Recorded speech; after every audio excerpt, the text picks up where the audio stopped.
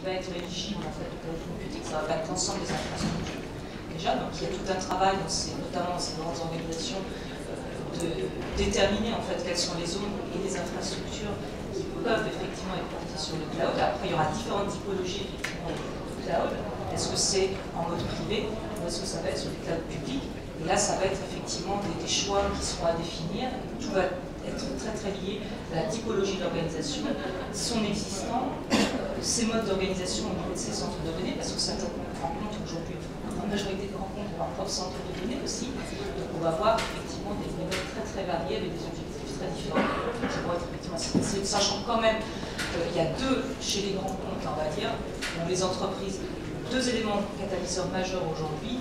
C'est vrai, c'est tout ce qui va tourner autour des coûts, la mutualisation, maîtrise, réduction des coûts, de l'exploitation. La notion effectivement qu'on passe d'un budget de fonctionnement, d'un budget de fonctionnement versus un budget d'investissement.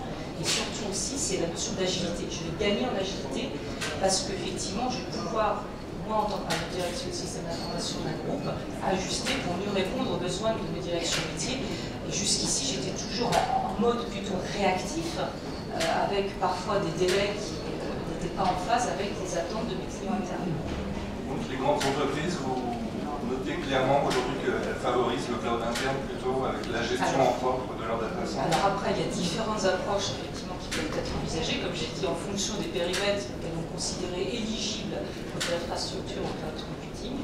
Elles vont faire des choix différenciés qui peuvent être de recourir à ce qu'on appelle un école public, c'est-à-dire qu'effectivement là on est toujours dans le sens que les données sont hébergées, les infrastructures sont prises en charge et exploitées par les prestataires, dans les data centers d'un prestataire. Après, on peut avoir des approches aussi privées externes, c'est-à-dire que c'est quand même un prestataire qui, enfin du moins les infrastructures sont hébergées effectivement chez les prestataires, mais en mode privé pour le compte de l'entreprise. On va avoir différents strates. Les licences sont payées par l'entreprise, les licences logicielles, c'est ça? Alors non, les infrastructures peuvent être tout à fait mises à disposition par le prestataire, parce qu'on garde ici la notion justement de PEX, mais le prestataire va dédier un espace en fait entièrement à l'entreprise. On sera dans un mode privatif. De même, on va pu accéder en fait via le réseau public entre guillemets Internet aux ressources, mais éventuellement on va mettre à disposition des réseaux privés sécurisés pour accéder à ces ressources, mais tout en gardant le modèle effectivement du cloud computing comme je l'ai défini ici. Et un peu, si ce n'était pas assez simple, il y a aussi un modèle hybride où on va essayer de mélanger les deux. Voilà, tout à fait. Alors, le modèle hybride, c'est effectivement celui qui va être, je pense, prévaloir, c'est-à-dire que, comme on l'a vu, les périmètres, en fonction des périmètres qui vont être éligibles au cloud computing, les organisations vont sans doute mixer en fait différentes approches. Et donc, ce qui veut dire aussi ça a un impact sur le rôle, notamment des directions de système d'information, de leur métier, de leur vocation. Justement, certains grands comptes dans l'industrie ont déjà basculé un petit peu sur cette logique-là, j'en ai quelques-uns en tête, où ils deviennent effectivement des gestionnaires à un moment donné de contrats en fait, pour gérer tous ces différents périmètres qui vont être à un moment donné externalisés, mais sous différentes formes, avec différentes strates, différents niveaux d'engagement aussi.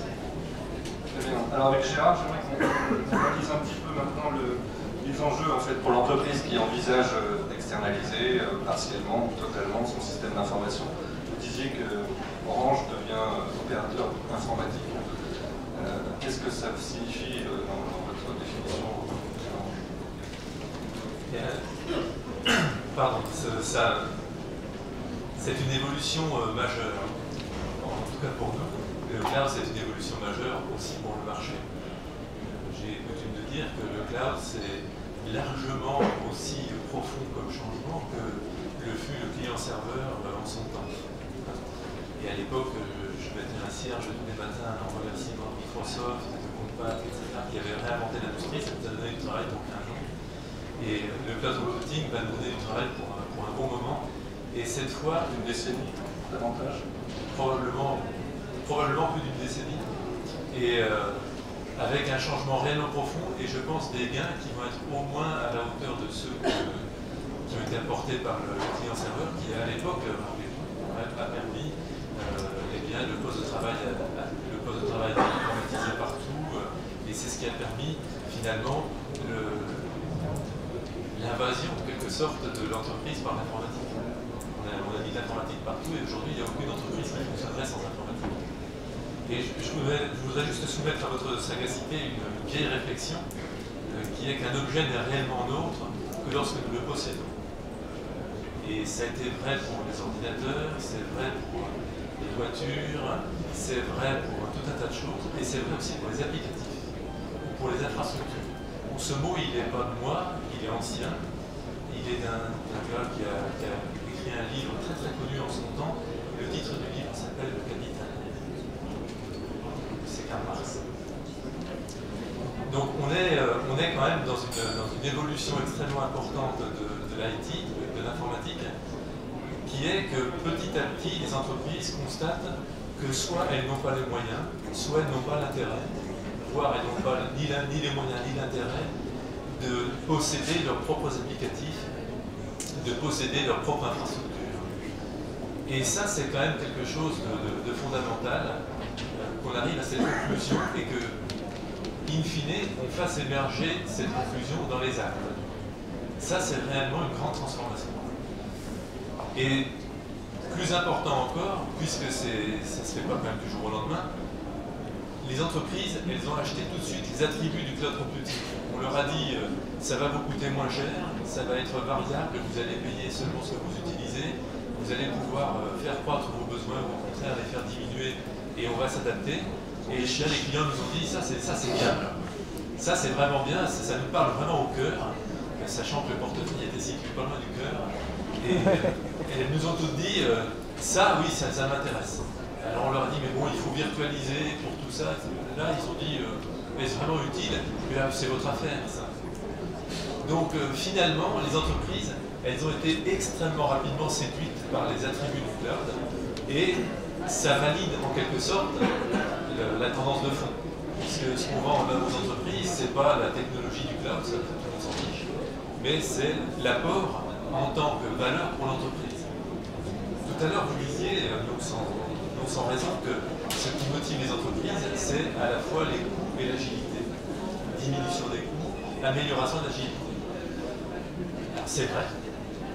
Et je pense qu'il y aurait place pour un troisième déclencheur qui serait l'usage de nouvelles possibilités qui sont offertes aux entreprises et qui ne leur étaient pas accessibles avant.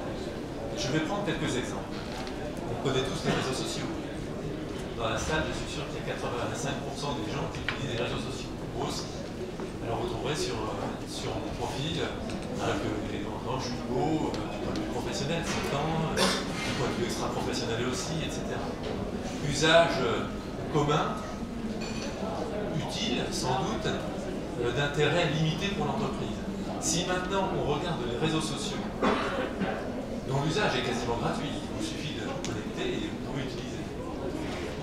Si on met sur ces réseaux sociaux, non plus cette fois l'ego de nous tous, mais la contribution professionnelle, la valeur professionnelle, et qu'on commence à créer un réseau d'experts, par exemple, dans notre entreprise, qui regrouperait qui les patrons de projet, qui les architectes, qui les experts marketing, etc., on voit qu'on va se constituer de la sorte, non seulement une base de données accessible facilement, mais en plus les moyens, en quelque sorte, d'animer une communauté que nous n'avions pas les moyens d'animer avant. Et ça, c'est un usage qui est à la fois nouveau, pas cher, et possible dès aujourd'hui. Vous pouvez le faire aujourd'hui, vous auriez pu le faire hier. Voilà un usage, et il y en a comme ça, il y a des usages, tout un tas d'usages. Est-ce que c'est bien utile, par exemple, d'avoir un système de réservation de salles spécifique à l'entreprise? Tout le monde s'en fiche. Ce qui compte, ce n'est pas le système de réservation de salles. Ce qui compte, c'est que vous puissiez vous en servir et que vous puissiez réserver les salles de réunion dans votre entreprise. Ça, c'est important. Et c'est dans ce sens-là que l'usage du cloud computing devient de plus en plus intéressant, parce que non seulement, bien sûr, il permet de réduire les coûts, bien entendu, il permet d'avoir plus d'agilité, mais il permet aussi d'utiliser plus d'usage, d'avoir plus d'usage au bout des doigts, sans bourse déliée ou avec un prix tout à fait modique. Est-ce que le tremplin n'a pas été justement la messagerie Internet, tout simplement Alors ça a été la messagerie, c'est tout ce qui est collaboratif. Alors il y a une logique là-dedans. La logique, c'est que tout ce qui traite